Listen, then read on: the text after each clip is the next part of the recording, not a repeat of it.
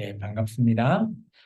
우리는 계속해서 이사야의 어떤 메시지, 1장에서 39장은 히스기야 왕 때의 이사야가 전했던 그런 암울한 메시지, 또 히스기야가 어떻게 보면 우리가 생각했던 그런 대단한 왕이었는데 이사야 입장에서는 그렇지 못한다는 또 그런 부분들도 우리가 읽게 되었고요. 오늘 40장은 이런 39장과 40장 사이는 거의 150년 가량의 시간의 텀이 있다라는 거죠. 이제 남유다라고 하는 나라가 멸망당하고 이들이 바벨론 포로의 70년의 고된 노동과 고된 그런 생활을 이겨내기 위해서 애쓰고 있는 그런 백성에게 어떻게 보면 한번 생각해 보십시오. 우리가 한 70년 동안 다른 외국에 가서 살다 보면 처음에는 힘들죠. 근데 점점점 지나다 보면 이전에 뭐 우리가 하나님을 믿었다면 그 하나 신을 믿었다가 포기하고 그쪽에 있는 신을 믿거나 아니면 그쪽 속의 문화에 흡수되어서 그쪽 생활이 점점 편해질 점 한 70년의 시간이 지났다고 생각합시다. 그런데 그때 하나님께서 이제 우리에게 나타나서 야, 너 다시 이제 옛날 우리의 땅으로 고국으로 귀환하자 라고 전하는 그런 메시지가 이사야서 40장부터 66장의 내용입니다. 그렇다면 어떤 생각이 들까요? 하나님의 백성은. 어떤 백성들은 하나님을 잊어버리신 백성도 있을 거예요. 왜냐? 바벨론의 그런 문화에 이제 뭐 이렇게 습관화되다 보니까 더 그게 편한 거죠. 그쪽에 흡수되어서, 여호와 하나님? 뭐 하면서 갸우뚱하는 그런 백성도 있을 거고요. 또 어떤 백성은 그 바벨론의 힘든 포로 생활을 이겨내기 위해서 오직 여호와 하나님만 팍 붙들고 신앙 속에서 믿음 속에 있던 백성들도 있을 겁니다. 아마 여러 종류의 백성들이 있을 거예요. 근데 그곳에서 하나님께서 짜잔 하고 나타나서 야, 이제 너희 모든 이런 고생길 이제 다 끝났어. 나와 함께 다시 예루살렘으로 돌아가자. 라는 메시지를 오늘 이사야 선지자, 아마 여기 이사야를 제2 이사야라고 하는데 이게 동일한 인물인지 이사야의 제자인지는 알 수 없지만 어쨌든 그 자가 메시지를 전하는 거죠. 백성들에게 알리는 겁니다. 야, 이제 어, 우리 고국으로 갈 일이 이제 얼마 안 남았어요. 이제 지금 이 고된 이 포로 생활 이제 마무리 짓고 우리 고국으로 돌아갈 수 있습니다. 라고 메시지를 전했을 때 이 백성들의 반응이 어떨까요? 너무 기쁠까요? 마치 우리가 저는 살아보지 않았지만 우리 나이 드신 집사님은 아마 어렸을 때 하지 않겠냐 생각은 들었습니다. 일제의 압제하에 그렇게 살다가 딱 해방됐을 때 있죠. 강복에 그런 해방이 되었을 때 얼마나 좋을까요? 물론 여기는 우리나라는 돌아가진 않았지만 그런 해방되었을 때의 그런 기쁨, 아마 이 백성들에게도 그런 기쁨이 있을 거예요. 아, 이제 내가 이런 힘든 모든 것들 이제 다 없으니까 이제 자유롭게 다시 나의 고국으로 돌아갈 수 있다고 하니 얼마나 기쁠까. 아마 기쁜 대상들의 대부분은 나이 드신 분일 거예요. 그런데 또 다른 사람들이 있죠. 그 나이 드신 분의 자녀들. 그들은 어때요? 나는 바벨론에서 태어났을 수도 있고요. 아니면 예루살렘에서 태어났다가 어릴 때 포로로 잡혀갔던 분도 있을 거고요. 어쨌든 간에 바벨론에서 태어난 이 세대는 어떨까요? 야, 고국으로 돌아가자. 나 고국 아닌데요? 나는 바벨론 출신인데요? 그러면서 부인하지는 않을까요? 어쨌든 간에 반반 나눠집니다. 나이가 드신 분은 아마 자신의 고국인 예루살렘을 가기를 원하고 바벨론에서 아마 태어난 사람들은 나는 여기가 더 편해. 쉽게 말하면 지금 우리나라하고 저 미국 뭐 수준 차이가 좀 많이 나진 않지만 어쨌든 간에 좀 나잖아요. 저 미국에 가 살다가 다시 한국으로 와. 아마 한국에 살다가 미국에 가신 분은 한국으로 오고 싶어 하는 그런 향수병이 있는데 미국에서 태어난 사람들은 한국 가서 하면 어때요? 내가 태어난 곳이 미국인데 내가 왜 한국으로 다시 가야 돼요? 라고 말하지 않을까요? 딱 그런 상황이라는 거죠. 그런 상황일 때 하나님께서 이스라엘 민족에게 위로의 말씀을 전했던 것이 지난주에 했던 우리가 40장의 내용이고요. 오늘은 그런 하나님께서 이 41장 1절에 한번 모습을 볼까요? 섬들아 내 앞에서 잠잠하라. 민족들아 힘을 새롭게 하라. 가까이 나아오라. 그리고 말하라. 우리가 서로 재판 자리에 가까이 나가자. 그래서 재판 자리에 줄을 끊으면 좋겠어요. 오늘 41장은 어떤 모습인가 하면 우리 재판 있죠, 재판. 법원에 가면 재판하잖아요. 판사가 있고 검사가 있고 변호사가 있고 그러면서 어떤 그 사건에 대해서 재판을 이렇게 열게 되는 거죠. 그래서 오늘 아마 여기 41장의 내용으로 보면 판사가 아마 하나님이신 것 같아요. 그리고 여기 보면 섬들아 민족들아 가까이 오라 이런 거 보면 아마 그 변호사 측 뭐 그런 대변인 나중에 보면 이 사람들이 우상을 섬기는 사람들이거든요. 그런 사람들에게 나오래요. 나와서 너희 우상 섬기는 게 더 낫는지 아닌지 변론해봐라 라고 얘기합니다.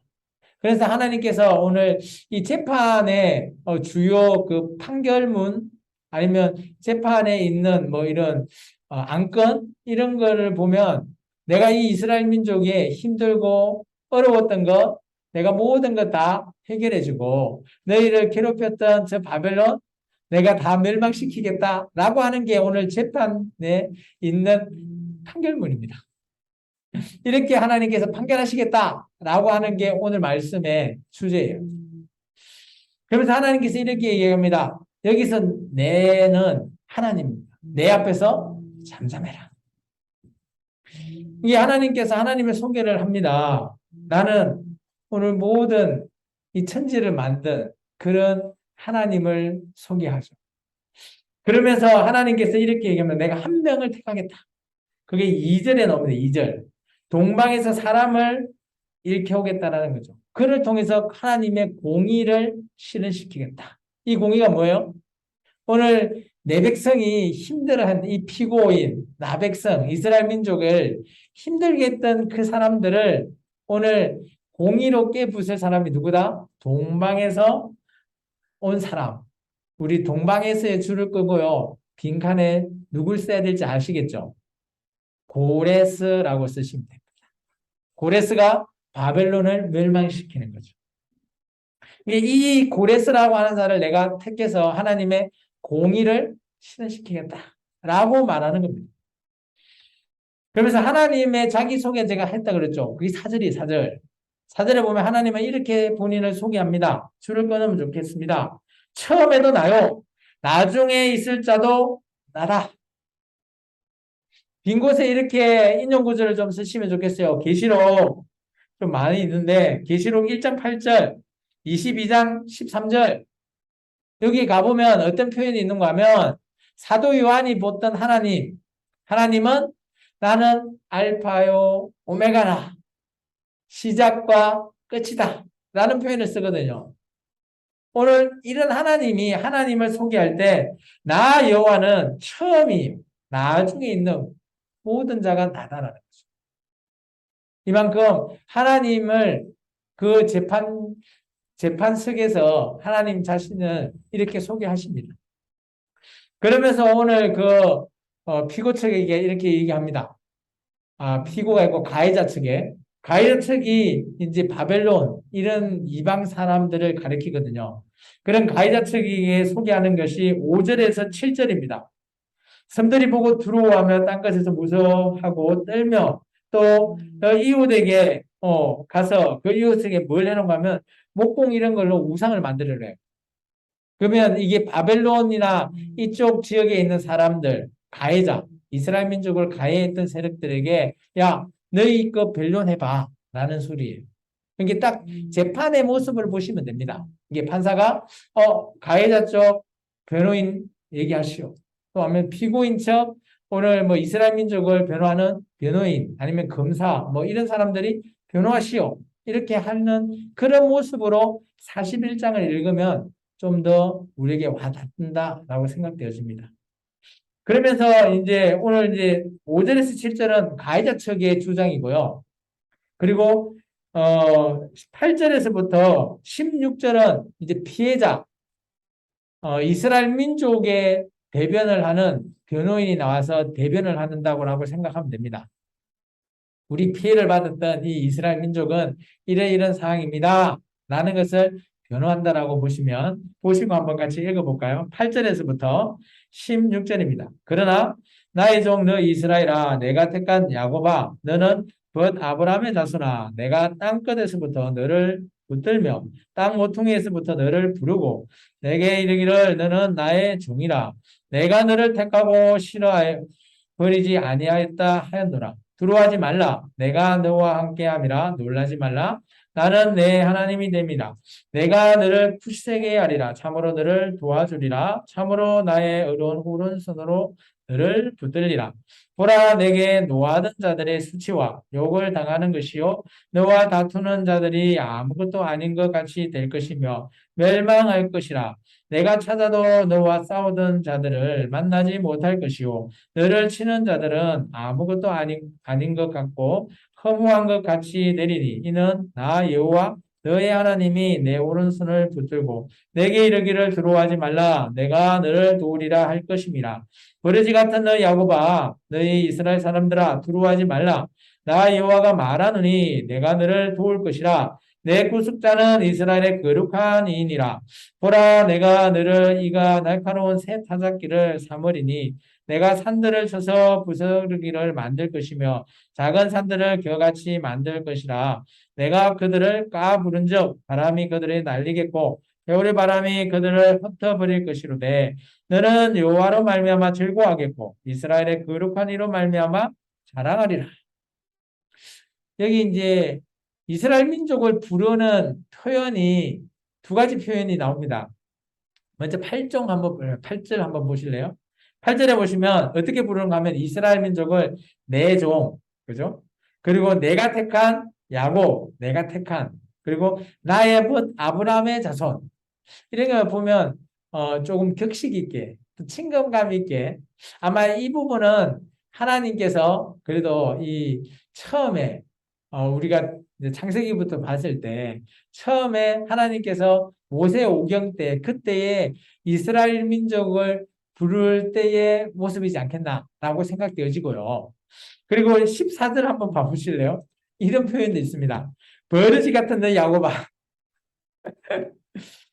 이때는 어떤 모습일까요? 아마 멸망해 나가는 우상을 섬기고 멸망의 길로 치닫고 있는 그런 이스라엘 민족을 부를 때 옛날에 불렀던 그런 좋았던 모습이 아니고 이제 싫은 그런 모습으로 이 버러지 같은 놈이라고 부르는 거죠.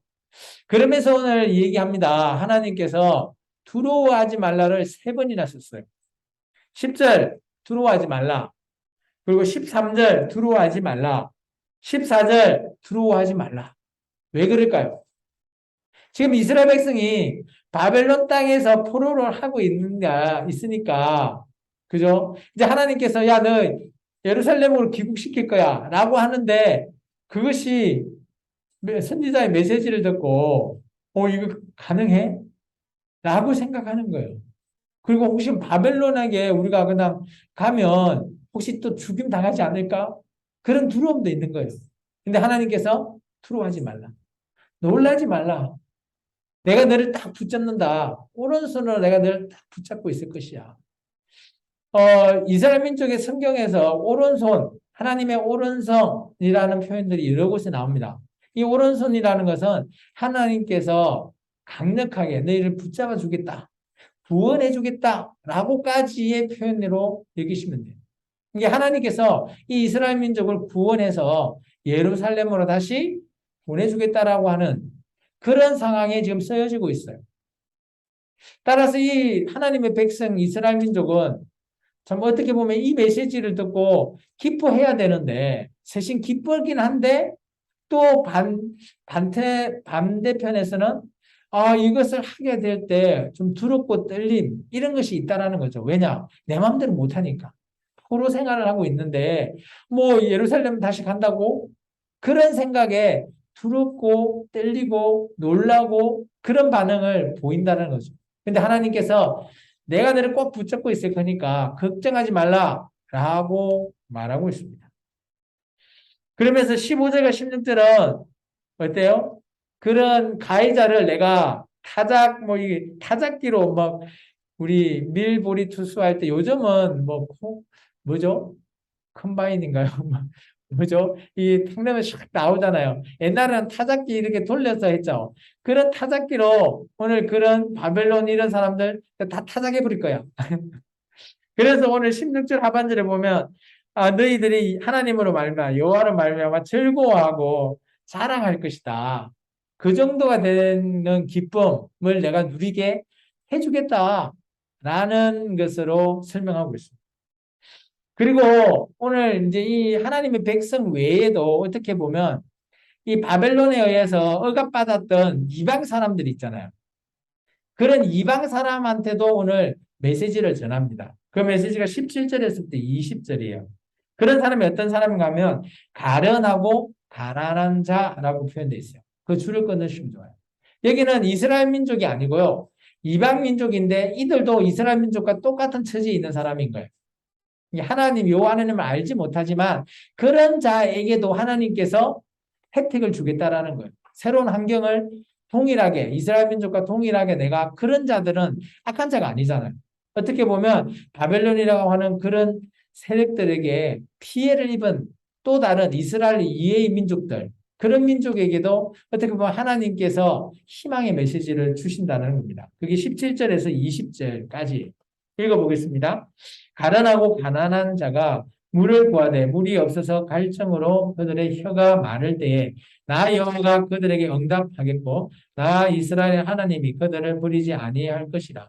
내가 헐벗은 산에 강을 내며 골짜기 가운데 샘이 나게 하며 광야가 못이 되게 하며 마른 땅이 생거는이 되게 할 것이며 내가 광야에서 백향목과 신딘 나무와 하승루와 들 감람나무를 심고 사막에는 잣나무와 소나무와 황량목을 함께 두리니 무리가 보고 여호와의 손이 지으신 바요 이스라엘의 거룩한 이가 이것을 창조하신 바인 줄 알며 함께 헤아리며 깨달으리라.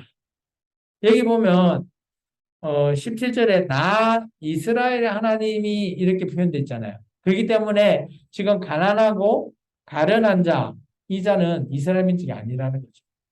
이스라엘 민족 같았으면 나 이스라엘 하나님이라는 표현을 안 쓰죠. 너의 하나님, 그죠? 너의 하나님인 나 여호와가 이런 표현을 써야 되는데 여기는 나 이스라엘의 하나님이라는 표현을 쓴 거 보면 아마 바벨론에 의해서 힘들어하고 포로돼서 같이 비슷한 상황에 처해 있는 그런 자들에게 희망을 주는 거죠. 그 희망이 뭔가 하면 19절과 20절입니다.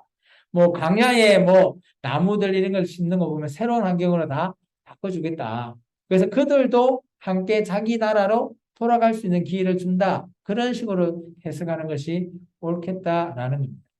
그래서 오늘 이 재판은 어떻게 보면 바벨론이라고 하는 그 나라를 고발하고 그 나라에 잡혀 있는 백성들을 자기 나라로 귀국시키는 그런 재판으로 보여집니다.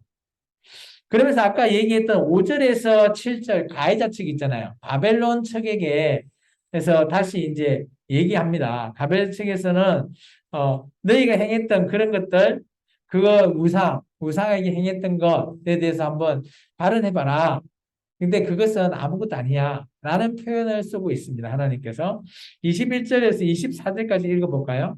나 여호와가 말하노니 너희 우상들은 소송하라. 이제 소송해라는 게 발언해봐라라는 거예요. 이 재판적이니까요. 야곱의 왕이 말하노니 너희는 확실한 증거를 보이라.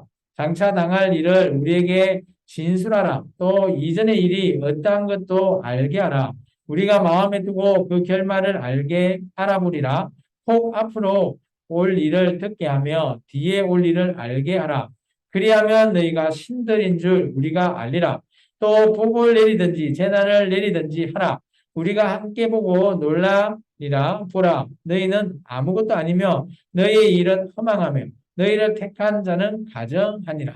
여기 보면 21절과 25절 중에 중간에 보시면 그죠? 23절 뒤에 보면 뒤에 올 일을 알게 해라. 그리하면 너희가 신인 줄 우리가 안다. 너희라는 게 뭔가 하면 그 우상의 신을 가리키는 거예요.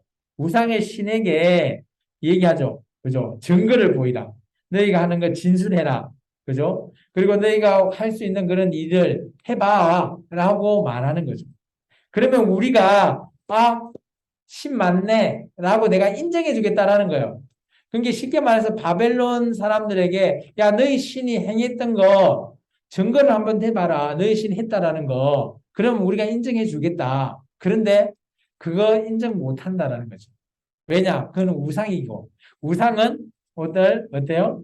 아무것도 아니라는 거죠. 24절의 내용은 우리가 신학적으로 좀 중요하고요. 바울이 이 부분을 많이 택해서 바울이 사도행전에서 보면 한 3차 전도 여행 정도에 보면 그 아덴이라는 곳에 갔을 때 이런 표현을 씁니다. 그죠? 24절 내용이 너희는 아무것도 아니며 너희의 일은 허망하며 너희를 택한 자는 가정한다. 이게 우상은 아무것도 아니다. 바울은 이런 식으로 표현했어요. 사람의 손으로 만든 우상은 신이 아니다. 그런 표현도 썼죠. 이제 이것 때문에 바울이 또 난처하게 또 당하는 그런 장면들도 우리가 보게 되는데, 사도행전에. 오늘 아마 사도행전은 이 부분을 가져다 쓰지 않았을까. 근데 중요한 거는 이 부분이 바벨론 포로 귀한 자들에게 정말 중요한 핵심적인 요소로 여겨진다는 거. 왜냐? 놀라운 거는 그 전에 남유다에 있었던 많은 사람들이 하나님을 믿는다지만 자기가 또는 믿는 산당에 가서 우상을 제사를 했잖아요. 양다리를 걸쳤는데 이제 바벨론 포로 귀한 자들이 나중에 예루살렘에 갔을 때는 절대 양다리 걸치지 않는다라는 거죠. 아마 이 내용이 그들에게 내리에 박힐 정도의 그런 메시지이지 않겠나 여겨집니다. 바벨론 땅에는 어마어마한 우상들이 많아요. 그런데 그곳에서 여호와 하나님만이 참신이다라고 가르쳐 준 사람이 누굴까요? 그들이 그 바벨론에서 살아가다가 그것을 경험하게 되거든요. 누구죠? 누구를 통해서? 다니엘을 통해서. 그 세 친구를 통해서. 저 우상들은 신이 아니구나. 우리 여호와 하나님만이 신이구나. 그들이 바벨론 땅에서 다니엘과 그 친구들을 통해서 이들이 경험한 거죠. 증거하게 된 거죠. 증인인 거예요. 그러다 보니까 바벨론 포로 귀한 자들은 절대 우상이라는 것을 만들지 않았다는 거예요. 놀랍지 않습니까? 우리 대한민국 이 땅에는 어마어마한 우상들이 많아요. 그죠? 우리 대한민국은 종교의 자유가 있습니다. 그래서 뭐 내가 이렇게 컵을 딱 갖다 놓고 이거 뭐뭐뭐 신, 컵신이다 라고 내가 정해서 종교단체를 만들었다 칩시다. 우리 대한민국에서는 이 컵신을 인정해 줘야 돼요. 그만큼 종교의 자유가 있다라는 거예요. 근데 오늘 여기 바벨론에 가 있는 이 이스라엘 민족은 그 많은 신들 중에 우리 여호와 하나님만이 참신이구나라는 것을 깨닫게 되는 거죠. 그것이 어떻게 보면 훈련이에요. 하나님의 훈련. 그죠? 그러다 보니까 오늘 하나님께서 다시 한 번 더 최후의 변론을 하십니다. 내가 한 사람을 또 택한다. 이 택한 사람은 북방에서 올 거다라는 거죠. 예, 아까 우리 2절에 보면 동방 사람을 택한다. 여기 이제 25절에 보시면 북방에서 오게 하겠다. 근데 이게 알고 보면 똑같은 사람인데 어디를 기준해서 동방이냐, 어디를 기준해서 북방이냐라는 것을 우리가 봐야 돼요. 아마 여기는 바벨론 땅인 것 같아요. 그죠? 그리고 앞에 동방이라고 하는 것은 아마 그 예루살렘을 기준해서 동방, 그리고 북방은 바벨론을 통해서 북쪽에서 내려온다는 거죠. 쉽게 말해서 나중에 지도를 한번 보면 바벨론의 주위의 위치를 보면 그 바벨론 위쪽에 위치되어 있는 뭐 메디아, 리디아, 이런 페르시아 이런 나라들이 위쪽에 있거든요. 북방에서. 그곳에서 고레스의 군대에 의해서 멸망당한다라는 내용을 다시 한번 더 확정시켜 주십니다. 그것이 25절에서 29절의 내용입니다. 우리 한번 읽어볼까요? 내가 한 사람을 일으켜 북방에서 오게 하며 내 이름을 부르는 자를 해놓는 곳에서 오게 하였나니 그가 이르러 보관들을 석회같이 토기장이의 진흙을 달번같이 하리니 완전히 깨 부수겠다라는 거죠. 누가 처음부터 이 일을 알게 하여 우리가 알았느냐? 누가 이전부터 알게 하여 우리가 옳다고 말하게 하였느냐?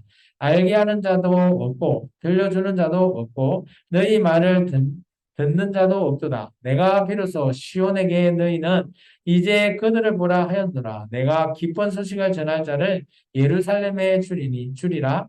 내가 본 적 한 사람도 없으며 내가 아무로도 그들 가운데 한 말도 대답할 좋은 자가 없도다. 보라, 그들은 다 헛되며 그들의 행사는 허무하며 그들이 부어 만든 우상들은 바람이요 공허한 것뿐이니라. 최종 결론은 바벨론의 신이라고 하는 그런 우상들 공허하고 헛된 바람이라는 겁니다. 그래서 우상 같은 경우는 이때 이후에 바벨론 포로 귀환 자들은 절대 섬기지 않았죠. 그래서 아까 얘기했던 북방 25절의 북방에서 오게 한다라는 것은 그죠? 고레스의 군대를 가리키는 겁니다. 근데 오늘 말씀은 어떻게 보면 재판정에 있는 그죠?